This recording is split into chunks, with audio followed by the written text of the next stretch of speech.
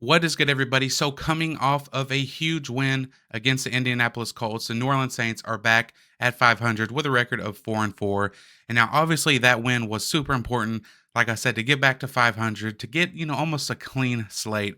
But most importantly, coming out that game, we finally seen the offense click on all cylinders. It finally looked like the offense we expected to see all year. 511 yards of total offense, spreading the ball around, 3 for 4 in the red zone, which is huge because we all know the Saints have struggled all year in the red zone. But it does look like they finally found a recipe to success with using Taysom Hill in the red zone. We have been calling for it all year. Use Taysom Hill in the red zone. We see what occurred when they actually did that last Sunday against the Colts. We score touchdowns. It's not crazy. It's not magic. It's just real simple. Use Taysom Hill. And now back at 500, sitting with a record of 4-4. That means the New Orleans Saints are in a first place tie in the NFC South with the Atlanta Falcons, who are also 4-4. Now the Buccaneers do own a victory over the Saints, of course, but they are 3-4 because they have already had their bye week. So we'll see what happens with them going forward, but I see them declining each and every week. So I'm not too worried about the Buccaneers. Plus, the Saints still have one game left against them. But like I said, a two-way tie right now with the Atlanta Falcons, and the Saints still have to play the Falcons twice, and it cannot come at a better time because the Atlanta Falcons just announced they have benched their starting quarterback Desmond Ritter, and they are going with Taylor Heineke. Now, the reason I say this is the perfect time for the Falcons to bench their starting quarterback is because the Saints do not play the Falcons until week 12. And Taylor Heineke, if history repeats itself, he will come in these next couple weeks and he will look great. He will look phenomenal. He will blow teams out of the water. He will look like a starting caliber quarterback. But as the weeks go on, he will falter and he will come back down to reality like he has in the past seasons when he has played for Washington. Right around the time when the Saints playing week 12 is when I expect him to start showing his true colors and, performing like the backup quarterback that he is. Not that there's anything wrong with that, of course, but that is just the reality. So, like I said, perfect timing for the New Orleans Saints. They play the Falcons in week 12. That'll be the first matchup of the year for the two teams. It'll be a huge game, but I don't want to look that far ahead into the future. I want to talk about what the Saints have coming up. I want to talk about the opportunity that is in front of the Saints at this very moment. So, like I talked about, coming off that huge win against the Indianapolis Colts, where the Saints finally seem to have found their rhythm, finally seem to have found their offensive mojo. Now, they could come out next week and, it totally look awful again. That would be such a New Orleans Saint thing to happen, but I'm trying to think positive here. So, let's talk about a week 9 upcoming game. You go against the Chicago Bears. The Chicago Bears are not a good football team. They are 2-6. Justin Fields, their starting quarterback, is still out. He is not going to play against the Saints. So it is going to be Tyson Bagent, Division Two rookie in the NFL. Looked pretty good his first start, but then it looked abysmal last week against this. I almost said San Diego Chargers against the LA Chargers. This is a must win, and I hate to say it, it's got to be. You have to win this game if you're the Saints, right? 2-6, the Bears. Tyson Bagent, rookie quarterback, not a good football team. The Saints have so much more talent than the Chicago Bears team. And if they are able to get a win over this Bears team, which they should, like I talked about, that will put them at 5-4 on the year. They will get back over that 500 hump. I cannot tell you how much that would mean momentum wise for this football team who is just now starting to find their confidence back that they had at the beginning of the year. If they're able to get a win over the Bears and get to 5-4, then you look ahead to the next week after that, and it's again another super winnable game in week 10, the Minnesota Vikings. Why is it super winnable? Because Kirk Cousins is out for the season. Kirk Cousins was carrying the Minnesota Vikings on his back.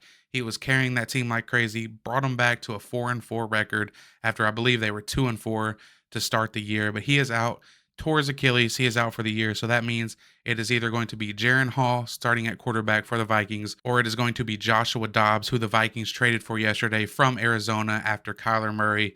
It looks like he's going to be coming back from his torn ACL. So it's either going to be Joshua Dobbs or Jaron Hall starting for the Vikings. And like I said, super winnable game, right? Either way, those two guys don't put fear in my hearts. I don't know about you guys, but look, anything goes on Sunday, right? This is the NFL we're talking about, so I don't want to sound too cocky. But again, another winnable game that the Saints have got to come away with a win. Obviously, if they win that game and they beat the Bears like they should, that puts them at 6-4 on the season. And if they are able to come away with a win in that Vikings game, that leads you into your bye week. The perfect time for a bye week. That would put you on a 3-game winning streak. You got your confidence back. Hopefully the offense is humming. Hopefully the defense is back to being dominant. And you go into your bye week with a chance to get healthy. Who knows if we might have some players back? I have an eye on Peyton Turner. Not sure what his injury timetable is, but he might be getting closer and closer as the weeks go by. And really, the Saints could use him. The Saints right now are ranked 30th in sack rate per ESPN stats, which is obviously not good. Bottom three in the entire NFL. And for this reason alone, this is why I was expecting the Saints. Well, I don't want to say expecting, but I thought the Saints might try and make a move at the trade deadline for a pass rusher. Yesterday, we didn't really hear anything about it. We know Chase Young was traded to the 49ers for a mid-round pick, it looks like. Now, that hurt my heart seeing that because the Saints, of course, don't have a mid-round pick because they gave it up to Denver in that Sean Payton trade. So who knows if they could have made some things shake with that with Chase Young. But nonetheless, Chase Young is a 49er. But it is coming out today that the Saints did inquire about Patriots pass rusher Josh Uche. But obviously, things didn't work out. The trade deadline is passed and no trades were made. It is also coming out that the Saints looked at Hunter Renfrow, but the two teams, the Raiders and the Saints, could not agree on compensation or some of the details involved in that trade. Now, of course, the Raiders did fire their GM and head coach Josh McDaniels.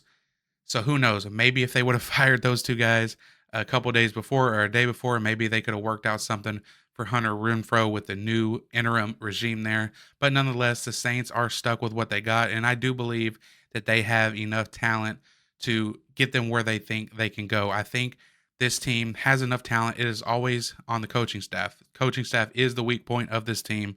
The talent is there. Now, talking on the defensive line, the sack rate, the lack of pressure does worry me, right? Cam Jordan getting up there in age, but we've seen the last couple years he kind of started slow, but then he picked up as the season goes along. As the season goes on, you see players like Cam Jordan pick up steam because the season is a long, tough, grueling one, right? All of these guys that rely on youth and their age and their athleticism start to, wear down a little bit, and guys like Cam Jordan can rely on their technique and smarts to get the job done. So hopefully Cam can pick it up. Obviously, you got Carl Granderson on the other side, who has looked great. You got rookie Brian Bresee in the middle, who has flashed some greatness. So I have confidence that the Saints can pick up the pressure and start applying some more because they are definitely going to need it to beat some better teams in the NFL.